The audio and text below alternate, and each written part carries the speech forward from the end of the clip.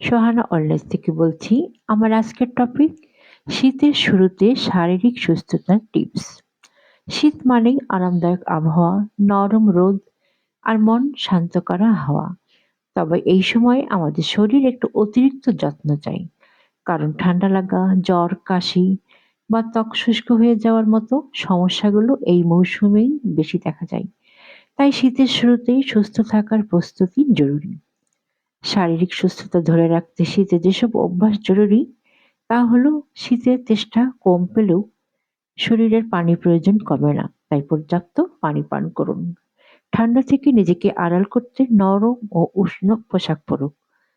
পুষ্টিকর খাবার গ্রহণ করুন, যেমন মৌসুমী ফল, শাকসবজি, স্যুপ, ডাল, মাছ ও প্রোটিন সমৃদ্ধ খাবার রাখুন প্রতিদিনের মেনুতে। ব্যায়ামের অভ্যাস বজায় রাখুন। হালকা ব্যায়াম, হাঁটা বা যোগ ব্যায়াম শরীরকে রাখে সক্রিয়। ত্বকের যত্নে ময়শ্চারাইজার ও পর্যাপ্ত পানি ত্বককে রাখবে নরম, সতেজ ও উজ্জ্বল। পর্যাপ্ত ঘুম, কারণ ভালো ঘুম শরীরকে পুনর্গঠনে সাহায্য করে ও রোগ প্রতিরোধ ক্ষমতা বাড়ায়।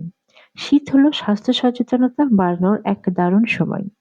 ছোট কিছু অভ্যাস আপনার পুরো শীতটা হতে পারে আরামদায়ক ও রোগমুক্ত। সুস্থ থাকুন, সক্রিয় থাকুন এবং প্রতিদিন নিজেকে একটু সময় দিন। আপনার স্বাস্থ্য, পুষ্টি ও সুস্থতার সঙ্গী সোহানা অলওয়েজ আপনার পাশে আছে প্রতিদিনের ভালো থাকার যাত্রায়। Thanks for watching.